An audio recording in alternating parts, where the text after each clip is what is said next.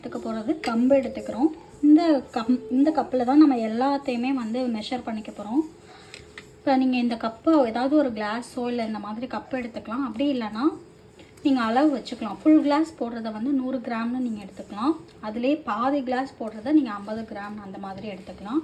நான் கம்பு வந்து ஃபுல் கிளாஸ் எடுத்துக்க போகிறேன். இதில் ஒரு ஃபுல் அது வந்து சூடாயிட்டிருக்கிற ஒரு கடாயில் போட்டு நல்லா வறுத்து எடுத்துக்கலாம். நல்லா பொறுமையாக எல்லா பொருளையும் வந்து நம்ம தனித்தனியாக வந்து இந்த மாதிரி வெறும் கடாயில் போட்டு வறுக்கணும். இது நல்லா வந்து வறுபடுறப்பே வந்து ஓரளவுக்கு குக்கானால் தான் நம்ம வந்து சில நேரத்தில் பால்லலாம் நம்ம வந்து பெருசாக கஞ்சி மாதிரி காய்ச்சி குடிக்காமல் பாலில் மிக்ஸ் பண்ணி கூட குடிக்கலாம். அதுக்கு ஓரளவுக்கு அது குக்காக இருந்தால் தான் வயிற்றுக்கு சேரும். அதனால் நல்லா சூடு பறக்க நல்லா மாதிரி வறுத்து எடுக்கணும். கம்பு நல்லா வறுபட்டுருச்சுங்கிறத தெரிஞ்சுக்கிறதுக்கு பார்த்தோன்னா அது கம்பு வந்து வெடிக்க ஆரம்பிக்கும் பொரி மாதிரி. ஸோ அந்த மாதிரி ஆயிடுச்சு அப்படின்னா அது கம்பு நல்லா வறுபட்டுருச்சுன்னு அர்த்தம். இப்போ இதை நம்ம ஒரு பிளேட்டுக்கு மாற்றிடலாம். கேப்பையும் கம்பு எடுத்த மாதிரியே ஒரு ஃபுல் கிளாஸ் எடுத்துக்க போகிறோம். ஆனால் கம்பு வந்து நம்ம அப்படியே போட்டு வறுத்துட்டோம். ஏன்னா கம்பு ஓரளவுக்கு சுத்தமாக தான் இருக்கும். ஆனால் கேப்பை வந்து கழுவுனோன்னா ரொம்ப அழுக்கு தூசியெல்லாம் இருக்கும். அதனால நம்ம என்ன பண்ண போகிறோம், கேப்பையை மட்டும் ஒரு 2-3 தடவை கழுவிட்டு அதுக்கப்புறம் வறுத்துக்க போகிறோம். கேப்பையை நல்லா ஒரு 5-6 தடவை கழுவி இந்த மாதிரி ஃபில்டரில் போட்டு தண்ணியெல்லாம் நல்லா ஃபில்டர் ஆகிற மாதிரி ஆச்சு. இப்போ வந்து இதை வந்து நல்லா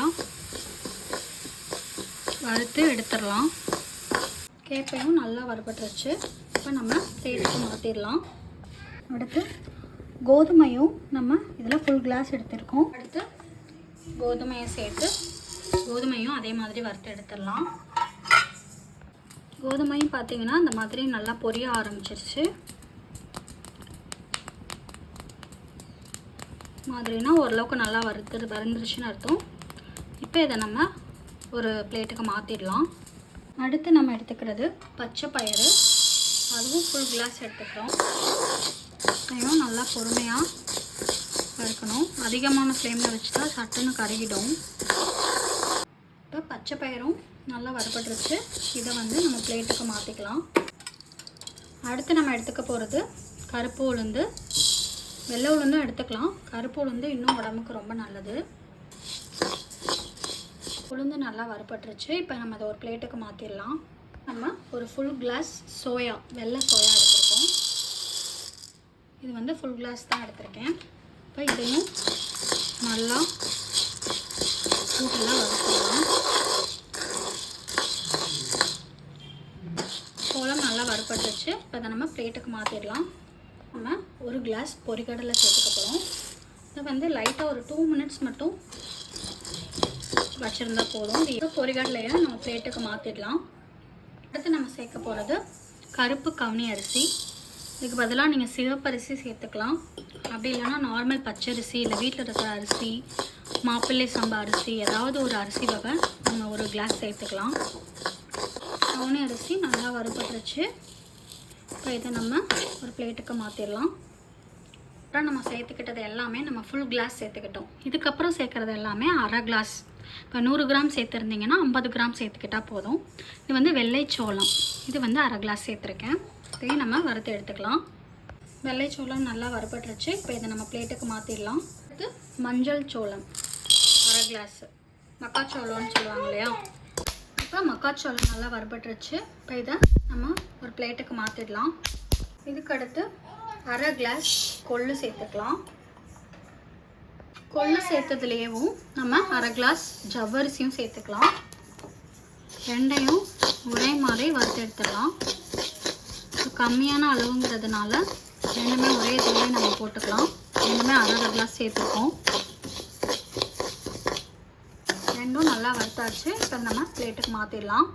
இதுக்கடுத்து நம்ம என்ன சேர்த்துக்க போகிறோன்னா கொஞ்சமாக முந்திரி, பாதாம், பூசணி விதை, வால்நட்டு, தாமரை விதை. இது வந்து டோட்டலாக இது வரைக்கும் நம்ம சேர்த்தது எல்லாமே ரொம்ப முக்கியம். அது கண்டிப்பாக சேர்க்கணும்.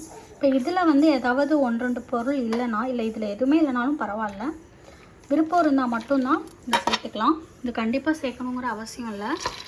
இது வரைக்கும் சேர்த்ததில் உள்ள சத்தே ரொம்ப நல்லது தான் உடம்புக்கு. ஸோ இது எக்ஸ்ட்ராவாக நம்ம ஆட் பண்ணிக்கலாம். அதனால் இது எல்லாத்தையுமே சேர்த்து நம்ம லைட்டாக வந்து ஹீட் பண்ணி சேர்த்துக்கலாம். இதில் முந்திரி மட்டும்தான் சேர்க்கணுன்னு உங்களுக்கு விருப்பம்னா முந்திரி மட்டும் சேர்த்துக்கலாம். பாதாம் மட்டும்தான் சேர்க்கணுன்னா பாதாம் மட்டும் சேர்த்துக்கலாம். ஸோ அதுக்குன்னு அளவில் ஒரு குறிப்பிட்ட அளவு உங்களுக்கு தேவையான அளவு மட்டும் நீங்கள் சேர்த்துக்கலாம். விருப்பம் இருந்தால் சேர்க்கலாம், இல்லைன்னா சேர்க்கணுங்கிற அவசியமும் இல்லை.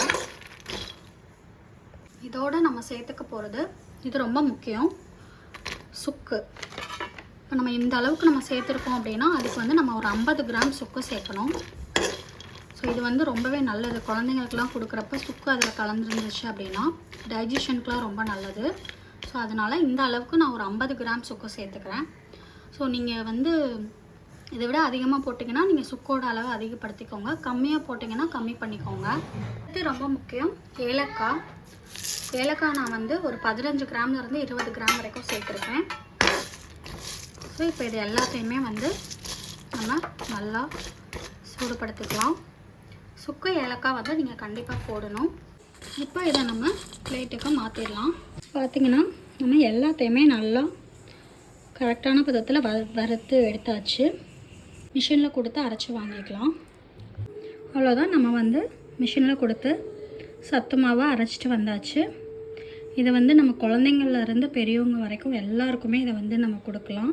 இது நார்மலாக பாலில் ஆற்றியும் குடிக்கலாம். அப்படி இல்லை அப்படின்னா கஞ்சி மாதிரி கரைச்சும் கொடுக்கலாம். அப்படியும் இதை வேறு மாதிரி நீங்கள் பண்ணணும்னு நினச்சிங்கன்னா இதில் புட்டு, கொழுக்கட்டை, இந்த மாதிரி அவங்களுக்கு பிடிச்ச மாதிரி ரொட்டி, சப்பாத்தி இந்த மாதிரி செஞ்சு கொடுத்தாலும் ரொம்பவே உடம்புக்கு நல்லது. இப்போ சத்து மாவை குழந்தைங்களுக்கு வந்து ஒரு கிளாஸில் நாட்டு சக்கரை போட்டு இந்த மாதிரி நம்ம அரைச்சி சத்து மாவை அதில் சேர்த்து சூடாக பாலை வந்து பசும்பால் இருந்துச்சுன்னா அது கொடுத்திங்கன்னா ரொம்பவே உடம்புக்கு நல்லது. இந்த மாதிரி பாலில் மிக்ஸ் பண்ணி கொடுத்தா குழந்தைங்களுக்கு ரொம்ப பிடிக்கும். அதே நேரத்தில் அவங்க வந்து ரொம்பவே விரும்பியும் இதை வந்து குடிப்பாங்க. உடம்புக்கு ரொம்ப நல்லது. இந்த மாதிரி நீங்களும் ட்ரை பண்ணி பாருங்கள். பாலில் கலந்து கொடுக்குற மாதிரி ரெண்டாவது மெத்தட் குழந்தைங்களுக்கு இந்த மாதிரியும் கொடுக்கலாம். ஒரு 2 ஸ்பூன் சத்து மாவு இந்த மாதிரி எடுத்துக்கோங்க. உங்களுக்கு தேவையான அளவு நாட்டு சக்கரை சேர்த்துக்கலாம். பனங்கருப்பட்டி இந்த மாதிரி சேர்த்திங்கன்னா ரொம்ப நல்லது ஒயிட் சுகரை கம்பேர் பண்ணுறப்போ. அப்புறம் இதை தண்ணி ஊற்றி கட்டி இல்லாமல் மிக்ஸ் பண்ணிக்கலாம். ஃபஸ்ட்டு இந்த மாதிரி கட்டி எதுவுமே இல்லாமல் நம்ம மிக்ஸ் பண்ணி விட்டுட்டு 2 ஸ்பூன் போட்டு கிண்டுனா போதும். குழந்தைங்களுக்கு இப்போ 1 வயசு அந்த மாதிரி இருக்கிற குழந்தைங்களுக்கு அவங்க அதுக்கு மேலே சாப்பிட மாட்டாங்க. பார்த்திங்கன்னா கட்டியாக ஆரம்பிச்சிருச்சு. 2 நிமிஷம் தான் ஆகும், ரொம்ப நேரம்லாம் எடுத்துக்காது. நம்ம ஏற்கனவே இதை நல்லா வறுத்து தான் வந்து நம்ம அரைச்சிருக்கோம். ஸோ அதனால் நம்ம வந்து ரொம்ப நேரம் இதை வந்து வேக வைக்கணுங்கிறதுலாம் அவசியம் இல்லை. ஸோ இந்த அளவுக்கு போதும். இந்த மாதிரி அளவுக்கு இந்த பதத்தில் வந்து நம்ம ஸ்டவ்வை ஆஃப் பண்ணிக்கலாம். இப்போ இதை அப்படியேவும் நம்ம குழந்தைங்களுக்கு ஆறுனதும் நம்ம கொடுக்கலாம். இதில் லைட்டாக ஒரு 2 ஸ்பூன் நெய் சேர்த்துக்கிட்டால் அதுவும் ஒரு டிஃப்ரெண்ட்டான டேஸ்ட் இருக்கும், ரொம்பவே நல்லாயிருக்கும். சும்மா ஒரு 1/4 ஸ்பூனுக்கும் கம்மியாக மாதிரி போட்டு மிக்ஸ் பண்ணி கொடுத்தா அவங்களுக்கு இந்த ஸ்மெல் ரொம்பவே நல்லாயிருக்கும். அவங்களும் ரொம்ப விரும்பி சாப்பிடுவாங்க. இது ஒரு மெத்தட் நம்ம வந்து சத்து மாவு வந்து குழந்தைங்களுக்கு கொடுக்கறதுக்கு.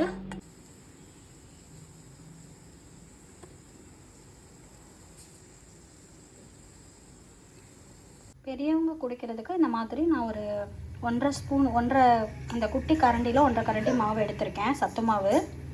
அதில் தண்ணி சேர்த்துக்கிறேன், கொஞ்சம் பால் கூட சேர்த்துக்கலாம். கட்டி எதுவும் இல்லாத மாதிரி கிண்டி விட்டுக்கலாம். நான் இதில் இந்த மாதிரி 1.5 கரண்டி எடுத்ததுக்கு நான் 1/2 கரண்டி நாட்டு சக்கரை சேர்த்துருக்கேன்.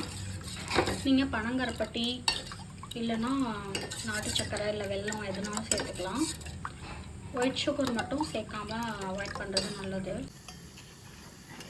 பார்த்திங்கன்னா இந்த மாதிரி லைட்டாக இந்த மாதிரி கஞ்சி பதத்துக்கு வந்துருச்சு. தண்ணியாக தான் வச்சுருந்தோம்.